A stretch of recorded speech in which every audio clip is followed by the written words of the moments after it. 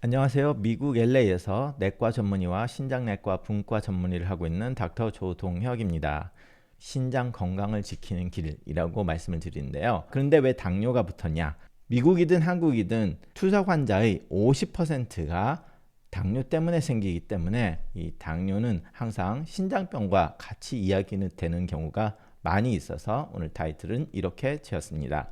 자, 제가 10년 전에 여기에 대해서 많은 이야기를 했었는데요. 만성신부전 3기에서부터 신장 전문의를 봐야 된다는 그런 캠페인이 한 25년 전쯤에 대대적으로 이루어졌습니다. 한인타운뿐만 아니라 미국 전 지역에서도 만성신부전 3기부터 좀 미리 전원을 해서 신장분과 전문의한테 환자의 치료를 하라고 캠페인을 했으나 그게 되지 않아서 그의 이야기가 계속 꾸준히 되고 있었습니다. 그 이유는 그렇게 하지 않았을 때 환자들에게 굉장히 많은 문제와 그리고 국가적으로는 환자들이 아파서 쓰는 의료 비용 그리고 환자의 생명에 대해서 직격탄을 맞기 때문에 그런 대대적인 캠페인을 했는데요.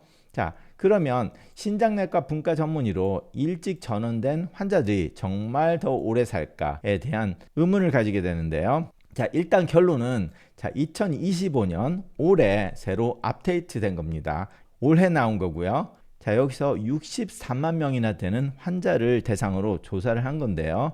신장내과 전문의를 일찍 본 사람들과 그렇지 않은 말기 신부전이 돼서야 본 사람을 비교를 했더니 신장내과 전문의를 일찍 본 사람들은 사망률이 43% 저하돼 있더라.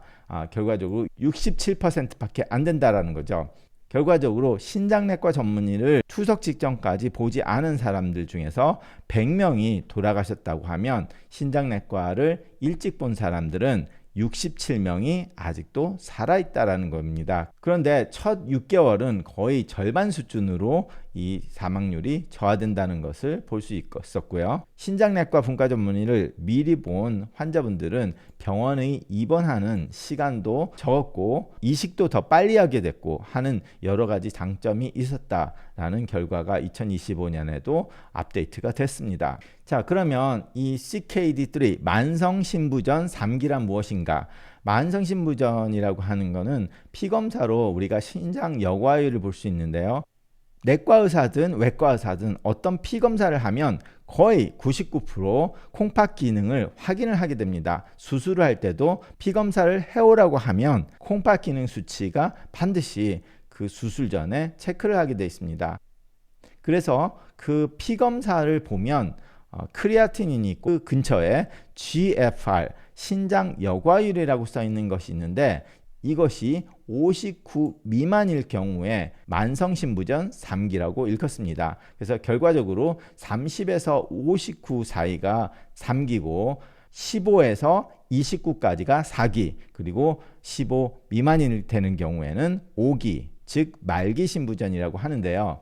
여기서 환자분들이 많이 혼동을 하는 것이 우리가 여과율이 30 정도가 됐을 때는 30% 콩팥 기능이 남은 게 아니라 신장세포의 거의 80%에서 90%가 망가진 상태인데 10%에서 20%의 살아남은 신장세포들이 열심히 일을 해서 여과율을 30 정도 끌어올렸다라는 상태이기 때문에 만성신부전 3기도 중증으로 분류를 하고 있습니다.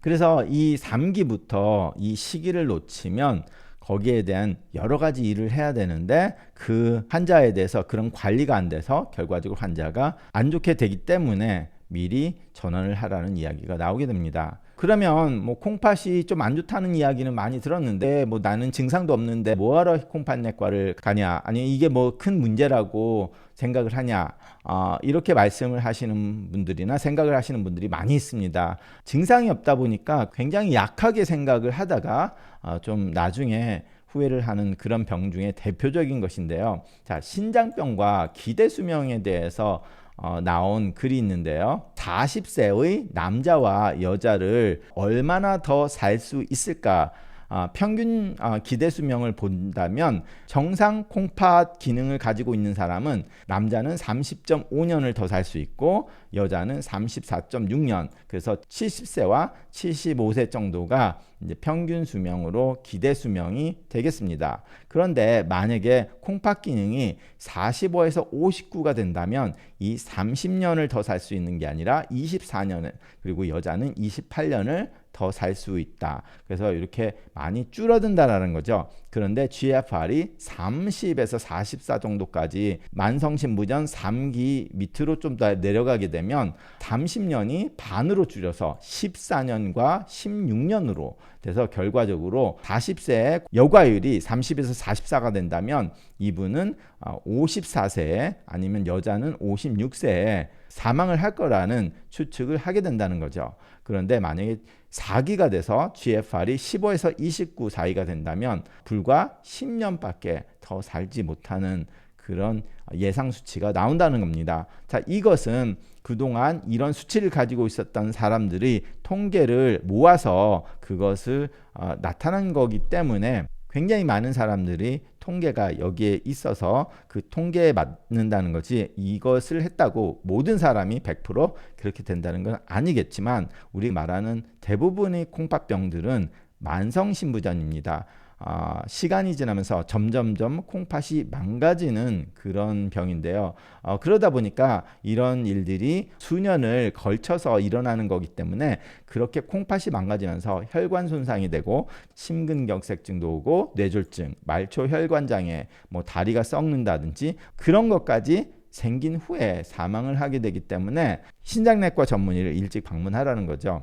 그리고 콩팥이 점점 망가져서 투석을 시작할 때도 어느 정도 준비돼서 문제가 없게 할 수 있고, 그리고 콩팥이 망가지면 여러 가지 문제들이 있어서 반복적으로 병원에 입원을 하게 되는데 그런 입원을 하는 경우에 환자가 어떤 큰 문제가 있기 때문에 입원을 하는 거고, 그렇게 하면 아무리 입원을 해서 치료를 하더라도 자신의 몸에 굉장히 무리가 오게 됩니다. 그래서 그런 반복적인 입원을 향상을 시킬 때 환자도 더 건강하고 오래 살 수 있는 통계들이 충분히 있고요. 그리고 이식을 할 수 있는 준비도 미리미리 해야 되고, 삶의 질, 굉장히 피곤함 이런 것들도 어느 정도 향상을 시킬 수 있다 보니까 말기에 오는 것보다 미리부터 치료를 해야 된다라는 겁니다. 그 중에 가장 중요한 것은 생존율이 50% 정도 미만으로 감소가 된다는 거죠. 말기까지 기다리게 되면. 그래서 신장내과 전문의를 가면 뭐를 하냐? 가장 중요한 것은 신장이 왜 나빠지는지를 알아내고 그 신장이 나빠지는 이유를 없앰으로써 신장 기능의 악화를 멈추거나 늦출 수 있는 그런 상황도 있고요. 그리고 콩팥이 벌써 망가져 있는데도 불구하고 약들을 콩팥의 여과율에 맞게 조절하지 않은 상태에서 그 약이 오버도스가 돼서 문제가 된다든지, 아니면 콩팥이 망가진 사람들이 먹으면 더 위험하거나, 아니면 그런 약들이 콩팥을 더 많이 망가뜨릴 수 있는데요. 그런 것들을 조절을 하고 콩팥 기능이 나빠지면서 찾아오는 합병증을 예방을 하고, 콩팥 환자에서 굉장히 중요한 것은 생활습관과 식생활입니다. 자, 그런데 많은 분들이 유튜브나 이런 걸 보면서 신장 기능은 한번 망가지면 돌이킬 수 없다, 아니면 신장 기능이 망가지는데 특별히 해줄 게 없다라는 그런 이미지를 많이 가지고 있습니다. 대부분의 경우 만성신부전에서는 콩팥 기능이 나빠진 후에는 돌이키기가 어렵습니다. 그렇지만 가끔가다 특정한 이유가 있어서 콩팥이 망가질 때는 그 원인을 제거하면 어느 정도 회복을 하기도 합니다.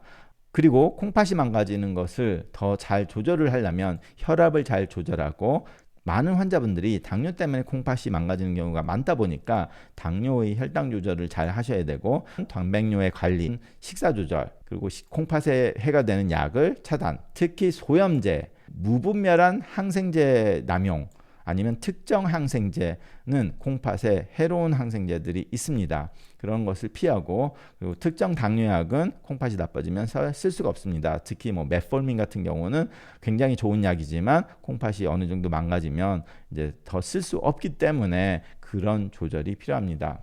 그리고 신장을 보호하는 약물을 사용하기도 하고요. 이것을 하나하나 제가 오늘 말씀드리기는 너무 광범위하기 때문에 이런 것들을 콩팥내과 전문의가 하고 있으니 그 진료를 받으시라는 의미에서 말씀을 드립니다. 자, 그리고 합병증 예방에서 이제 콩팥이 망가지면 이 콩팥이 피를 만드는 기관은 아닌데 콩팥은 피를 만드는 골수에게 피를 만들라는 명령을 해주는 기관입니다. 그렇기 때문에 골수가 건강해도 콩팥에서 피를 만들으라는 명령이 안 가면 빈혈이 심하게 오기 때문에 이런 조혈제를 맞아야 되기도 하고요. 콩팥이 나빠지면 철분의 흡수가 저하가 됩니다. 철분이 들어가 있는 음식이나 보조품을 먹었더라도 콩팥이 나빠지면 그게 흡수가 잘 안 되기 때문에 철분 흡수 조절을 도와주고 모니터하고 경구복용으로도 철분이 충분히 들어오지 못할 경우에는 혈관 주사로 철분을 주기도 합니다.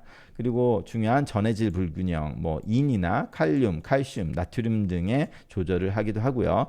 그리고 콩팥에서 뼈가 얼마나 튼튼해져야 되는지의 명령 조절을 하게 되는 기관이기 때문에 콩팥이 나빠지면 뼈가 약해져서 골다공증이 심하게 올 수 있습니다. 그렇기 때문에 뼈 관리를 하는 치료를 하고요. 그런데 여기서 굉장히 많은 분들이 오해를 하고 있는데 이 뼈가 약해지니까 칼슘을 먹는다고 하시는 분들이 많습니다. 콩팥이 안 좋으신 분들은 칼슘을 먹으면 그 칼슘이 뼈에 가는 것이 아니라 혈관에 침착돼서 동맥경화증을 일으키기 때문에 콩팥이 나쁘신 분들은 칼슘을 드시면 안 됩니다.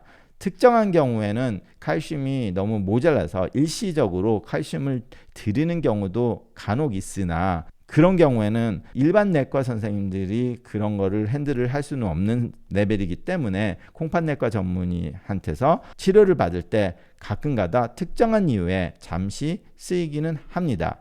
그렇지만 일반적으로는 뼈가 약하다고 칼슘을 먹었다가는 동맥경화증으로 심근경색증이나 뇌졸중을 더 불러일으키는 상황을 만들게 됩니다. 벌써 말씀드렸지만 약물 조정이 굉장히 중요하고요. 벌써 제가 지난 10년 동안 유튜브를 하면서 예전에 만들어 놓은 영상도 있기 때문에 업데이트를 하긴 하겠지만 찾아보실 수 있으니까 제 채널을 보시면 되겠습니다. 그런 약들 중에서 종종 보이는 것들이 이제 젠타마이신, 아미노글리코사이드 계열의 항생제를 먹을 때 콩팥에 굉장히 무리가 가기 때문에 이런 것, 소염제, 간염약이나 CT에 조영제를 넣게 되면 콩팥에 무리가 갑니다. 그리고 신장을 보호하는 약물의 대표적인 것이 이제 ACE 이니비터나 ARB, 라이시노프릴, 이나브나프릴, 로살탄, 발살탄, 얼발설탄 이런 혈압약 중에 콩팥을 보호하는 기전이 있는 약, 그리고 SGLT2 당뇨약, 인보카나, 잘디안스, 파르시가, 스테글라트로 이런 브랜드 네임으로 팔리고 있는 지난 10년 조금 넘게 전에 나온 약들인데 콩팥 내과와 당뇨의 조절하는데 굉장히 엽기적인 약들입니다. 그리고 이제 스파르락톤, 에필레논, 피네레론이라는 이런 약들이 있는데 그런 거에 대해서는 너무 복잡하니까 그때 하나하나씩 나중에 말씀을 드리겠습니다. 예전에도 설명을 한 것들이 있으니까 그거 보시면 되고요. 그리고 굉장히 많은 분들이 스타틴에 대해서 컨트로버시가 있는데 스타틴, 심혈관 질환을 방지하기 위해서 스타틴을 드셔야 됩니다. 자, 그러면 이런 분들은 또 자기가 무슨 부작용이 나왔다고 많은 말씀을 하는데 제가 이렇게 이걸 먹어야 된다는 거는 부작용이 없는 사람들에서 먹어야 된다는 거고 부작용이 있으면 아주 약한 부작용이라면 다시 트라이를 할 수 있지만 심한 부작용이면 이런 스타틴 말고 다른 약도 있으니까 그것을 바꿔야 되는 거지 굉장히 심한 부작용이 있는데 무조건 먹으라는 건 아닙니다. 그런데 자신이 부작용이 없는데도 불구하고 부작용이 생기면 안 좋다고는 생각에 끊는다면 결과적으로 심혈관 질환으로 자신이 심근경색증이나 뇌졸중으로 문제가 생기는 것을 감수하겠다라는 얘기밖에 안 되기 때문에 굉장히 중요한 약이 되겠습니다. 그래서 이 콩팥병은 증상이 대부분 없기 때문에 혈액검사가 굉장히 중요합니다. 그래서 혈액검사를 해야 되는 거고 혈액검사가 안 좋게 나온다면 환자가 나는 증상도 없는데 괜찮아 이렇게 생각하시면 결과적으로 큰 코를 다친다는 얘기죠. 다시 말씀드려서 콩팥병은 만성적으로 점점 나빠지는 경우의 병들의 대표적인 것입니다. 그런데 점점 나빠지는 것들을 우리가 알고 있으면 원인을 분석할 수 있고 원인을 잘 모른다고 하더라도 거기에 대해서 보조적인 치료를 할 수 있기 때문에 이 콩팥병은 조기 진료가 굉장히 중요합니다.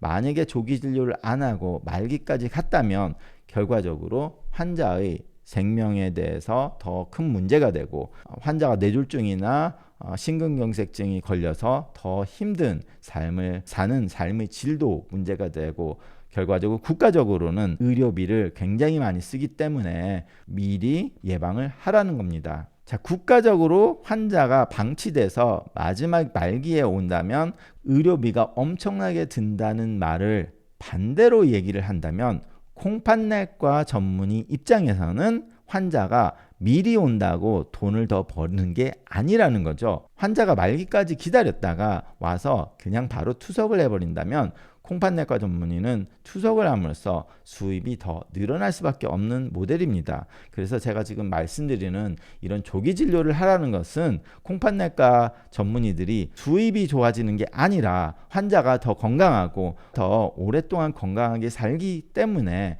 그렇게 말을 하는 것입니다. 안타깝게도 일반 내과 전문의 선생님들도 콩팥내과에서는 투석만 한다고 생각을 하시는 경우들이 굉장히 많습니다. 그러다 보니까 콩팥이 망가지고 있을 때 일반 내과 의사 선생님조차도 그냥 지켜보다가 나중에 투석 전에 콩팥내과를 보내면 된다라고 오해를 하시고 그렇게 하시다 보면 환자는 결과적으로 끝에 가서 심근경색증이나 뇌졸중으로 더 빨리 돌아가시거나 문제가 크게 돼서 내과 학회에서도 개몽을 했는데 잘 되지 않는 부분이라서 한국에서도 콩팥 사업이라는 명목으로 보건청에서도 굉장히 캠페인을 많이 했던 부분이고 그렇기 때문에 제가 10년 전에도 이야기를 많이 했는데 10년이 지난 지금 다시 한번 여기에 대해서 이야기를 해봅니다. 감사합니다.